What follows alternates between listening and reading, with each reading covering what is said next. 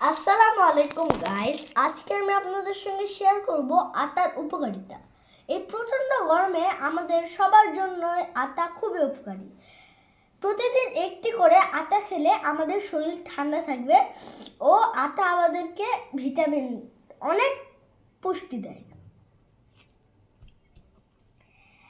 আটা খাওয়া শেষে যে চোচাটা থাকবে সেটা কিন্তু আপনারা ফেলে দিবেন না।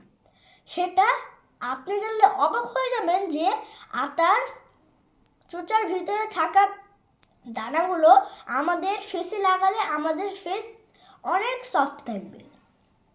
ধন্যবাদ। এই যে দেখুন বন্ধুরা, আমার আটা খাওয়া হয়ে গিয়েছে। এখন এই খোসাটা কিন্তু আপনারা ফেলে দিবেন না।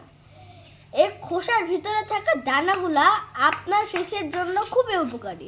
এই যে দেখুন, আমি মুখে মেখে নিলাম।